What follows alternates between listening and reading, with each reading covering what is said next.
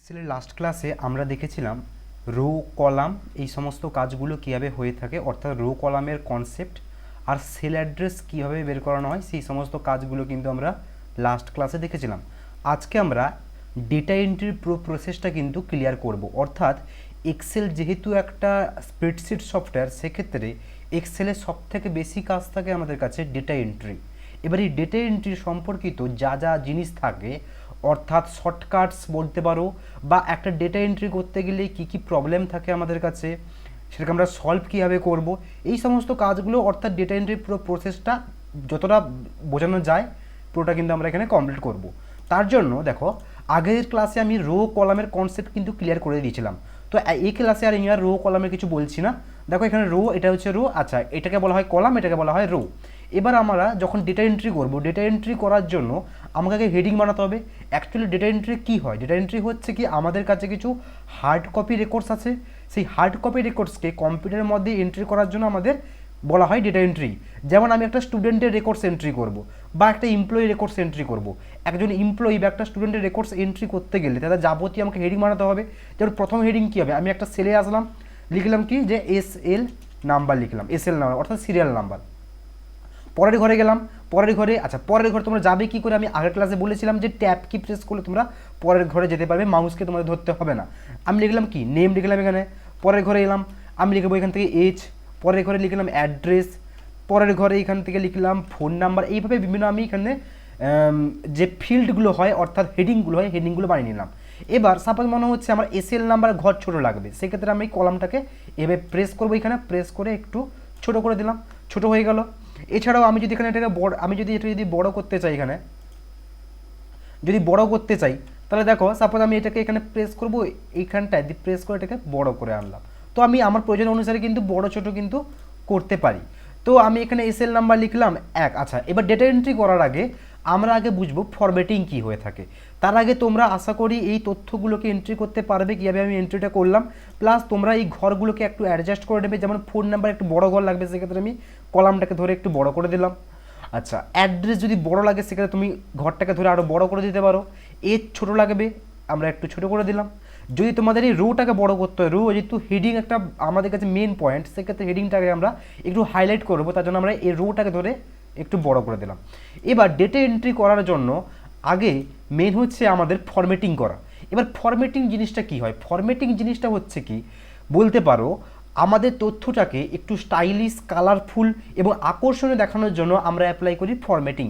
এবার ফরম্যাটিংয়ে অনেক কিছু জিনিস থাকে, যেমন কালার থাকে, ডিজাইন থাকে, অ্যালাইন থাকে, বিভিন্ন রকম কিন্তু ডিজাইনিং কাজ থাকে ফরম্যাটিংয়ের মধ্যে। এবার ফরম্যাটিংটা আমরা বেসিক জিনিসটা বুঝি, পরবর্তীকালে এটা কিন্তু অ্যাডভান্সলি জানবো, কারণ আজকে আমরা শিখছি ডেটা এন্ট্রি, ফরম্যাটিং নয়। তো ফরম্যাটিং আমি একটু বেসিক দেখিয়ে দিচ্ছি, পরবর্তীকালে এটা কিন্তু আমরা অ্যাডভান্সলি জানবো। তো তার জন্য দেখো এই যে তথ্যটা, এই যে হেডিংটা, এই হেডিংটাকে আমাদের একটু ফরম্যাটিং করতে হবে। অর্থাৎ এই ডিজাইনটাকে, মানে এই যে হেডিংগুলোকে, এই হেডিংগুলোকে একটু আমাদের স্টাইলিশ করতে হবে বা একটু মোটা করে তুলতে হবে। তার জন্য আমরা পুরোটাকে সিলেক্ট করব, ধরে সিলেক্ট করবে, তারপরে দেখো একটা এখানে একটা অপশান পাবে, দেখো বি বলে বোল্ড, এই বোল্ডে ক্লিক করবে, দেখো একটু মোটা হয়ে গেল, বোল্ড হয়ে গেল। এছাড়াও তুমি এই তথ্যগুলোকে যদি চাও মাঝখানে বরাবর আনবে, এই যে মাঝখানে, এগুলো দেখো ঘর এখান থেকে এত দূর অব্দি দিয়েছে, কিন্তু লেখা দেখো এই সাইড থেকে চলে এসছে। তো এটাকে মাঝখানে বরাবর আনার জন্য আমরা পুরোটাকে আগে সিলেক্ট করব, দিলে একসঙ্গে সবগুলো অ্যাপ্লাই হবে। দিয়ে এই যে অ্যালাইন অপশান রয়েছে, দেখেছো এখানে অ্যালাইন, এই যে মাঝখানে সেন্টার, অ্যালাইন সেন্টার, অ্যালাইনমেন্ট যে গ্রুপ রয়েছে এর মধ্যে অ্যালাইন সেন্টারে ক্লিক করবে, দিলে দেখো মাঝখানে চলে এলো, দেখতে পেয়েছো, দেখো মাঝখানে চলে এসছে। এছাড়াও তুমি যদি এটাকে আরও উপরে নিয়ে যেতে চাও, মিডিলে ক্লিক করবে, দেখো মাঝখানে চলে এলো। তো এইভাবে আমি এটাকে ফরম্যাটিং অ্যাপ্লাই করতে পারি। এছাড়াও যদি এই সমস্ত ঘরে যদি আমাকে কালার দিতে হয়, তাহলে পুরোটাকে সিলেক্ট করব। এই যে দেখো একটা ফিল কালার অপশন রয়েছে হোমের মধ্যে, দেখো ফন্টের মধ্যে ফিল কালার, এখানে তোমরা ক্লিক করবে। এখানে ক্লিক করার পর দেখো এখানে অনেকগুলো কালার চলে আসছে, তোমরা এখানে যে কোনো একটা কালার অ্যাপ্লাই করতে পারো। কালার অ্যাপ্লাই করলাম, দেখো ডিজাইনিং হয়ে গেছে। এইটাই কিন্তু মেনলি ফরম্যাটিংয়ের কাজ বলা হয়ে থাকে। আরও অনেক কাজ থাকে ফরম্যাটিংয়ের, অ্যাডভান্স কাজ, ওটা আমরা আস্তে আস্তে পরবর্তীকালে জানবো। এবার আমরা ডেটা এন্ট্রি করবো কী করে? আমরা হেডিং তো বানিয়ে নিয়েছি, এবার প্রত্যেকটা হেডিং ওয়াইজ আমরা কিন্তু তথ্যগুলোকে এন্ট্রি করে যাব। যেমন আমি এখানে SL নাম্বার লিখলাম 1 লিখলাম, নেম লিখবো আমি এখানে লিখলাম ধরো সুরজিৎ, আমি এখানে লিখলাম সুরজিৎ গায়েন, একটা নাম লিখলাম। আচ্ছা, এবার একটা ঘর থেকে আরেকটা ঘরে আসার জন্য মাউসে প্রেস করার থেকে সবথেকে ভালো হচ্ছে কি ট্যাব কি প্রেস করতে পারো, স্পিডে কাজ হবে। এছাড়াও কিবোর্ডে যে অ্যারো কি রয়েছে আপ ডাউন এগুলো তোমরা ব্যবহার করতে পারো, উপরে যাওয়ার জন্য, নিচে আসার জন্য রাইট চাইলে রাইট, লেফট চাইলে লেফট। তো আমি এখানে এজ লিখলাম, একটা এজ লিখে দিলাম, এখানে এলাম লিখে দিলাম একটা অ্যাড্রেস লিখে দিলাম, ট্যাপ কি করে পরে তার একটা ফোন নাম্বার দিলাম।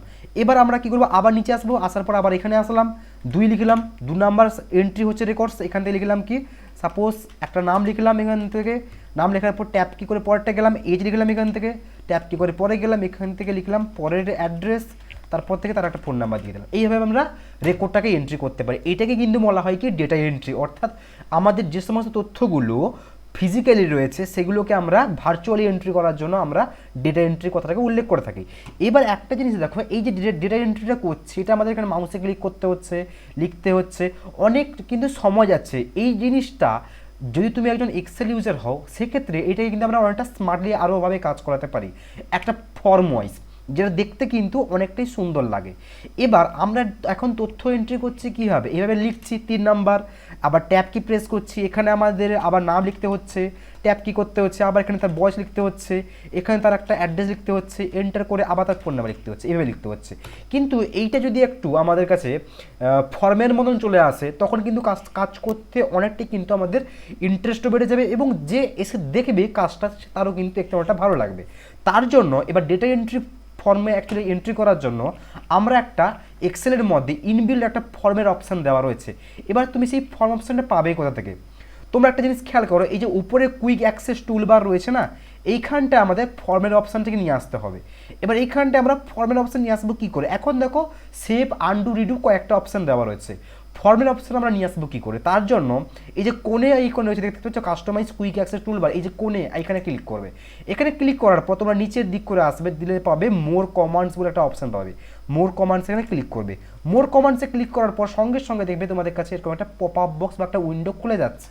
এখান থেকে তোমরা দেখো এই যে চুজ কমান্ডস ফ্রম দেওয়া আছে পপুলার কমান্ড, এখানে ক্লিক করে তোমরা করে দেবে all command. All command click করার সঙ্গে সঙ্গে দেখো একটু টাইম নেবে, তারপরে দেখো অল কমান্ডের এখানে চলে এসছে। আসার পর এখানে তোমরা অনেকগুলো অপশান দেখতে পাচ্ছ, এখানে তোমরা একটু নিচের দিক করে আসবে, এফের মধ্যে এ বি সি দেখো লিস্ট বাই লিস্ট অনেকগুলো অপশান রয়েছে, আমরা যাব এফের মধ্যে ফর্ম বলে একটা অপশান রয়েছে, এফ দেখো এই যে এফ চলে এসছে। এবার আমাদের খুঁজতে হবে ফর্ম বলে কোথায় লেখা রয়েছে, এফের মধ্যে আমরা পাবো, এই যে দেখো রয়েছে ফর্ম, পেয়ে গেছি। ফর্ম এখানে ক্লিক করব, ক্লিক করার পর তোমরা এটাকে খুঁজে নেবে, ক্লিক করার পরে অ্যাডে ক্লিক করবে, অ্যাডে ক্লিক করলে দেখবে আগে থেকে আমাদের কী ছিল কুইক অ্যাক্সেস টুলবারে সেভ আনডু রিডু, এবার অ্যাডে করলে দেখো ফর্মটাও অ্যাড হয়ে গেল আমাদের কুইক অ্যাক্সেস টুলবারে এইখানটায়। ওকে করবো, ওকে করার সঙ্গে সঙ্গে দেখো, ওকে করার সঙ্গে সঙ্গে দেখো আমাদের কাছে এখানে ফর্ম অপশান অলরেডি চলে এসছে। এবার এটাকে আমরা কাজ করাবো কি করে, তার জন্য আমরা পুরো হেডিংটাকে একবারে সিলেক্ট করে নেব। সিলেক্ট করার পরে তুমি এই ফর্মে ক্লিক করবে, ফর্মে ক্লিক করার পর সঙ্গে সঙ্গে দেখো চলে এসছে, প্রথম রেকর্ডটা নিয়ে নিয়েছে। এছাড়াও তুমি একটা কাজ করতে পারো, তুমি এগুলোকে কেটে আগে এই তথ্যগুলোকে এখানে ডিলিট করে দাও। ডিলিট করে দিলে আমি কীভাবে ডিলিট করলাম, সবগুলোকে সিলেক্ট করবে, দিয়ে ডিলিট কিবোর্ডে প্রেস করবে, দিলে দেখবে ডিলিট হয়ে যাচ্ছে। এরপরে আমি আবার হেডিংগুলোকে সিলেক্ট করলাম, দিয়ে ফর্মে ক্লিক করলাম। ফর্মে ক্লিক করার পর সঙ্গে সঙ্গে এরকম একটা আমাদের কাছে ওয়ার্নিং এসএমএস দিল, তারপরে আমরা এটাকে ওকে করব। ওকে করার সঙ্গে সঙ্গে দেখো আমাদের কাছে সুন্দরভাবে একটা ফর্ম খুলে গেছে, যে সমস্ত হেডিংগুলো এখানে ছিল সেই সমস্ত হেডিং দেখো আমাদের এখানটায় চলে এসেছে, যেমন serial number, name, age, address, phone number. এবার আমরা এখানে কাজগুলো করে যাব, যেমন আমি একইভাবে আবার সিরিয়াল নাম্বার দিলাম। এবার আমরা নেমে আসবো, আবার এখানে কিবোর্ডে বলছি সরি, মাউসে ক্লিক করলাম, এখান থেকে আমরা নামটাকে লিখলাম, তারপরে এখানে আচ্ছা তার টাইটেল আমি এখানে দিয়ে দিই, তারপরে আবার এখানে ক্লিক করলাম, বয়েস লিখলাম, এখানে অ্যাড্রেসে আমি আবার তার অ্যাড্রেসটা এখান থেকে লিখলাম, তারপর এখান থেকে আমরা ফোন নাম্বারটা দিলাম, দিয়ে আমরা ক্লিক করবো যে নিউ অপশান হচ্ছে, নিউতে ক্লিক করব। নিউতে ক্লিক করার সঙ্গে সঙ্গে দেখো রেকর্ডসগুলো দেখো এখানে অলরেডি চলে এসেছে অটোমেটিক্যালি। এবার একটা জিনিস দেখো, আমি যে এখানে রেকর্ডটাকে এন্ট্রি করছি অর্থাৎ ফর্মে আমি 2 লিখলাম, আবার মাউসে আমাকে এখানে ক্লিক করতে হচ্ছে, এটা অনেকক্ষণ সময় সাপেক্ষ। স্মার্ট কাজ নয়, এক্সেল করা মানে আমাকে স্মার্টলি কাজ করতে হবে। তার জন্য আমি একটা ঘর থেকে আরেকটা ঘরে আসার জন্য ট্যাব কি আমরা প্রেস করতে পারি কিবোর্ডে, খুব ফাস্ট কাজ হবে এবং আমাদের মাউসটি কিন্তু কাজ লাগবে না, অর্থাৎ মাউস আমাদের লাগবেই না।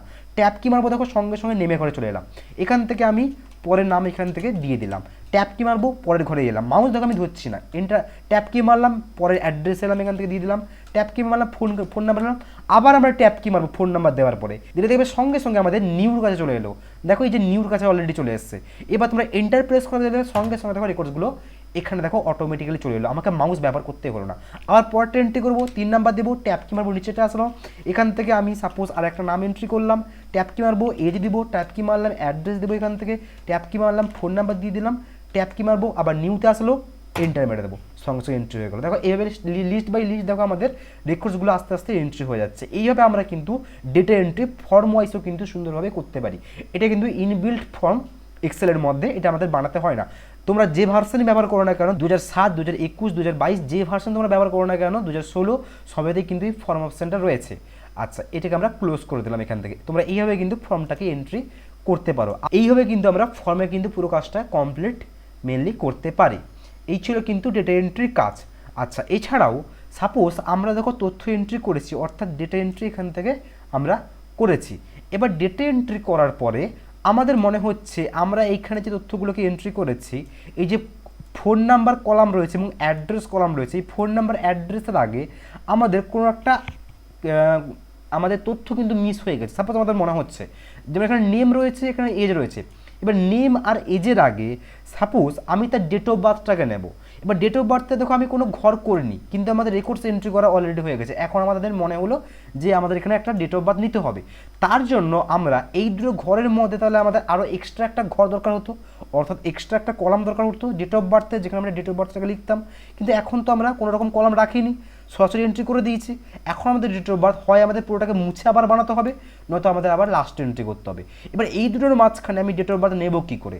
তার জন্য তুমি যেহেতু আমরা সি আর ডি এর মাঝখানে চাইছি, তাহলে আমরা ডিতে ক্লিক করবো। উপরে ক্লিক করার পরে রাইট ক্লিক করবে, দিয়ে করবে ইনসার্ট, দিলে দেখবে পাশে একটা নতুন কলাম ইনসার্ট হয়ে গেল। এখান থেকে তুমি তোমাদের প্রয়োজনীয় যেটা ছিল ডেট অফ বার্থ দিয়ে তুমি আবার ডেট অফ বার্থটা একে একে এদের এন্ট্রি করতে পারো। ঠিক আছে, সাপোজ মনে হচ্ছে এই যে তথ্যটাকে, এই যে ডেট অফ বার্থটাকে বা যে অ্যাড্রেসের কলামটাকে আমরা ডিলিট করে দেবো, তাহলে আমরা কীভাবে করবো? এরপরে সিলেক্ট করবো, অর্থাৎ এফে ক্লিক করে রাইট সিলেক্ট করে নিলে রাইট ক্লিক করবে, রাইট ক্লিক করার পরে অপশান পাবে, আমরা ইনসার্ট করলে কী হবে, ইনসার্ট হয়ে যাবে, এর মধ্যে একটা নতুন কলাম ইনসার্ট হয়ে যাবে, কিন্তু এখন করবো ডিলিট। দেখো সঙ্গে সঙ্গে ডিলিট হয়ে গেল। এবার এই কাজটা তোমরা রোতেই ব্যবহার করতে পারো। যেমন এই যে সুরজিতা স্মৃতির মাঝখানে যদি আমি একটা নতুন নাম এন্ট্রি করতে চাই, তাহলে আমরা এখানে ক্লিক করব, ক্লিক করার পরে রাইট ক্লিক করব এবং ইনসার্ট, দেখো মাঝখানেটা চলে এলো। এছাড়াও তোমরা এটাকে শর্টকাটে সাহায্য করবে কী করে? এটা তো আমরা মাউসের সাহায্যে করলাম, এটাকে আমরা শর্টকাটে সাহায্যে ব্যবহার করার জন্য আমরা ব্যবহার করতে পারি কি, এরপরে ক্লিক করলাম, ক্লিক করার পর যদি ইনসার্ট করতে হয় আমাকে রাইট ক্লিক করতে হবে না, কন্ট্রোলের সঙ্গে প্লাস আইকন প্রেস করবে, কন্ট্রোলকে ধরে প্লাস আইকন যে রয়েছে কিবোর্ডে ওটাকে প্রেস করবে, দেখো ইনসার্ট হয়ে গেল। যদি মাইনাস চাও ডিলিট হয়ে যাবে, প্লাস করলে ইনসার্ট হবে, মাইনাস করলে ডিলিট হবে। যেমন এই যে তথ্যটাকে আমরা এখানে সিলেক্ট করলাম, মাইনাস মারলাম, দেখো ডিলিট হয়ে গেল, প্লাস করবো ইনসার্ট হয়ে গেল। তো এটা ছিল শর্টকাট কি, প্লাস মাইনাসের সাহায্যে কন্ট্রোলের সঙ্গে আমরা তথ্যকে রো বা কলামকে ইনসার্ট করতে পারি এবং কাজগুলো করতে পারি। এটাই ছিল কিন্তু আমাদের ডেটা এন্ট্রির পুরো প্রসেস। এইভাবে কিন্তু আমাদের তথ্যগুলোকে এন্ট্রি করে রাখতে হয়। এছাড়াও দেখো এই তথ্যটা আমরা ধরো সিট 1 এর মধ্যে রাখলাম, সাপোজ আমাদের আরও একটা তথ্য রয়েছে, আমরা ওটাকে ভাগ করে রাখতে চাইছি, তাহলে আমরা এখানে প্লাস এখানে প্রেস করবো, তাহলে দেখবে সিট 2 খুলবে। সিট 2 এর মধ্যে আমরা আবার নতুন তথ্যকে এখানে কিন্তু এন্ট্রি আস্তে আস্তে করতে পারি, আবার ধরো আলাদা রকম তথ্য। এছাড়া আমরা সিটের কিন্তু রেকর্ডস অর্থাৎ নাম চেঞ্জ করতে পারি। যেমন এই সিটে সাপোজ ধরো ক্লাস 5-এর রেকর্ডস আছে, তাহলে আমরা বোঝার জন্য সিট 1-এর পরিবর্তে এর উপর আমরা ডবল ক্লিক করব। ডবল ক্লিক করলে দেখো একটা কালো রঙের বক্স হয়ে গেল, সিলেক্ট হয়ে গেল। মুছে দেবো ব্যাকস্পেস কী করে, দিয়ে আমরা লিখে দিলাম কি ক্লাস 5, দিলে দেখো হয়ে গেল ক্লাস 5। অর্থাৎ আমরা সিটের নামকেও চেঞ্জ করতে পারি। সুবিধা কি, সুবিধা হচ্ছে কি কোন সিটে কোন তথ্য আছে এটা কিন্তু বুঝতে আমাদের অনেকটাই সুবিধা হবে। এছাড়াও ফরম্যাটিংয়ের যে পার্টগুলো বলেছিলাম, এই ফরম্যাটিংয়ের পার্টগুলো কী কী রয়েছে আমরা একটু দেখে নিই। যেমন তোমাদের তো বললাম যে কালার তোমরা কীভাবে অ্যাপ্লাই করবে ফরম্যাটিংয়ের জন্য। এছাড়াও এই পুরো তথ্যটাকে যদি একটু হাইলাইট করতে হয়, তাহলে আমরা ব্যবহার করতে পারি বর্ডার অপশান। এখন দেখো রো কলাম তো আমরা নর্মালি বুঝতে পারি যে বক্স বক্স দেওয়া রয়েছে, কিন্তু এটা দেখো হাইলাইট করা নেই, হালকাভাবে বোঝানো রয়েছে। এটাকে আমরা একটু বর্ডার অ্যাপ্লাই করার জন্য আমরা পুরোটাকে সিলেক্ট করবো। যেহেতু আমরা এইটুকু ঘরের উপরে কাজ করছি, তাহলে এইটুকু ঘরটাকে সিলেক্ট করবো, দিয়ে একটা অপশান পাবে এইখানে দেখো বর্ডার বলে অপশান রয়েছে, বর্ডার ফন্ট গ্রুপের মধ্যে এখানে বর্ডারে ক্লিক করবে। বর্ডারে ক্লিক করার পর দেবে অল বর্ডার। অল বর্ডারে ক্লিক করার সঙ্গে সঙ্গে দেখো একটা আলাদা রঙের কালো করে একটা বর্ডার পড়ে গেছে, এই সমস্ত ঘর থেকে একটু আলাদা, অর্থাৎ কি হলো একটু হাইলাইট হয়ে ফুটে এলো অল বর্ডারে ক্লিক করতে সঙ্গে সঙ্গে। এছাড়াও তুমি যদি চাও যে সাপোজ এই তথ্যগুলোকে একটু বড় করবে, এগুলোকে কি বলা হয়, ফন্ট বলা হয়। এবার ফন্টগুলো একটু বড় করবো, অর্থাৎ টেক্সটটাকে, লেখাটাকে একটু বড় করব। তার জন্য এই যে অপশান রয়েছে এইখানে নাম্বার, তোমরা এই নাম্বারে ক্লিক করবে, নাম্বারে ক্লিক করার পর আমি করলাম 13, এন্টার করব, দেখো 13 সাইজে বড় হয়ে গেল। এছাড়া তুমি এই কোণে ক্লিক করে কিন্তু ফন্টের সাইজ এখান থেকে বড় ছোটো করতে পারো। এছাড়াও তুমি এই যে বড় আকারে রয়েছে এটাকে প্রেস করতে পারো, বড় হবে, এখানে প্রেস করতে পারো, ছোট হবে। তো তোমার প্রয়োজনের মতো তুমি এটাকে ফন্টগুলোকে কিন্তু অ্যাডজাস্ট করতে পারো। যেমন এই সমস্ত ফন্টগুলোকে আমি একসঙ্গে পুরোটাকে সিলেক্ট করো, একসঙ্গে পুরোটাকে কেন সিলেক্ট করা হয়, যাতে এককালীন সমস্ত জিনিস আমি এবার যাই কাজ করব, কোনো রকম ফরম্যাটিং যাই কাজ করব, একসঙ্গে যতগুলো সিলেক্ট করা আছে সবার উপর কিন্তু এককালীন অ্যাপ্লাই হবে। আমি সাপোজ এটাকে ফন্ট সাইজটাকে বড় করব, সাপোজ আমি করলাম 12, এখানে ক্লিক করব, 10 হচ্ছে, দেখো ছোটো হচ্ছে, বড় করলাম, এবার দেখো 12 হলো, বড় হচ্ছে। তো তোমরা এখান থেকে বড় ছোটো অ্যাডজাস্ট করতে পারো। এছাড়া যদি মনে হয় আমি এই যে ফন্ট সাইজটার লেখার স্টাইলটাকে চেঞ্জ করবো, তার জন্য যাবো এই যে ফন্ট ফ্যামিলি, এই যে অপশন রয়েছে এখানে ক্লিক করব। এখানে আসার পর দেখো আমি যে কোনো রকম দেখো কালার স্টাইল, এই লেখার স্টাইল আমি এখানে নিতে পারি। দেখো যে কোনো রকম স্টাইল এখানে ক্লিক করলাম, দেখো লেখার স্টাইলটা অটোমেটিক্যালি চেঞ্জ হয়ে গেল। তো আমরা এখানে লেখার স্টাইল, লেখার সাইজ, অর্থাৎ বোল্ড করা, এছাড়া আরও একটা কাজ রয়েছে, আমি এটাকে সিলেক্ট করলাম, সিলেক্ট করার পর দেখো বোল্টে ক্লিক করলে বোল্ট হবে, আবার ক্লিক করবে অফ হয়ে যাচ্ছে, আবার ক্লিক করবে বোল্ট হবে। আচ্ছা, এটার উপর অ্যাপ্লাই হচ্ছে না, আমি এখানে ক্লিক করি, যেমন এই যে ক্লিক করলাম, বোল্ট করলাম, দেখো মোটা হয়ে গেল একটু, আবার ক্লিক করলাম অফ হয়ে গেল, ক্লিক করলাম অন হচ্ছে, অফ হচ্ছে। এছাড়া পাশে রয়েছে দেখো ইটালিক, ইটালিকের কাজে দেখো ক্লিক করলাম, একটু বেঁকে গেল, হাইলাইট হয়ে, আবার ক্লিক করলাম ইটালিক হয়ে গেল, আবার ক্লিক করলাম বেঁকে গেল, আবার ক্লিক করলাম হাইলাইট হয়ে গেল। আচ্ছা, আন্ডারলাইন, অর্থাৎ নিচে দাগ দেওয়ার জন্য ক্লিক করব, আন্ডারলাইন হচ্ছে, আবার ক্লিক করব অফ হয়ে যাচ্ছে, ঠিক আছে। বর্ডারের কাজ তো বললাম। এছাড়াও যদি আমাদের মনে হয় সাপোজ এই বক্সের কালারটাকে আমরা চেঞ্জ করবো, এই যে সেলগুলোকে আমরা কালার চেঞ্জ করবো, তাহলে সিলেক্ট করবো, এই যে ফিল কালার আসবো, এখান থেকে আমরা যে কোনো একটা কালার অ্যাপ্লাই করতে পারি। এছাড়াও যদি মনে হয় যে লেখার কালার চেঞ্জ করবো, এখন যে আমরা এই যে অ্যাপ্লাই করছি সিলেক্ট করে এটা কিন্তু বক্সের কালার চেঞ্জ হচ্ছে, অর্থাৎ সেলের কালার চেঞ্জ হচ্ছে। আমার যদি মনে হয় আমি ফন্ট কালার চেঞ্জ করবো, লেখার কালার, সেক্ষেত্রে আমরা এখানে আসবো, এখান থেকে আমরা যে কোনো কালার দেখো চেঞ্জ হচ্ছে, এখান থেকে আমরা কিন্তু যে কোনো লেখার কালার কিন্তু চেঞ্জ করতে পারি। এছাড়াও দেখো আমার এই যে তথ্যগুলো, এই তথ্যগুলোকে সাপোজ আমি একটু স্টাইলিশভাবে এদিক ওদিকে রাখবো, যেমন এই লেখাগুলো দেখো এই সাইড করে রয়েছে, আমি চাইছি এই সাইড করে থাকবে, তার জন্য আমরা এই যে অ্যালাইন অপশন রয়েছে না, রাইট অ্যালাইন, এই রাইট অ্যালাইনে ক্লিক করবে, দেখো রাইটে আসছে, লেফট করবে লেফটে থাকবে, সেন্টার করবে সেন্টারে থাকবে, মিডিল করবে মিডিলে থাকবে, বুঝতে পেরেছো? তো এইভাবে আমি লেখার পজিশনগুলোকে এদিক ওদিক নিয়ে যেতে পারি। আমার যদি মনে হয় আমার এই সাইড থেকে লেখা থাক, এই সাইড থেকে আছে, লেফট করবো লেফট থেকে লেখা থাকবে, সেন্টার করবো সেন্টার থেকে লেখা আসবে। তো এইভাবে আমরা কিন্তু ফরম্যাটিং করতে পারি। এটা ছিল ফরম্যাটিংয়ের পার্ট, এটাকে কিন্তু আরও অ্যাডভান্সলি কাজ করা যায়, এটা আমরা পরেই শিখবো। আজকে তাহলে কী থাকলো, ডেটা এন্ট্রি কীভাবে করবো ফর্ম ওয়াইজ বা নর্মাল ওয়াইজ, এছাড়াও ফরম্যাটিংয়ের পার্টগুলো কিন্তু আমরা এইভাবে কাজগুলো করতে পারি। তো এগুলো তোমরা প্র্যাকটিস করো, পরের ক্লাসে কিন্তু আবার নতুন কোনো টপিক নিয়ে আসবো।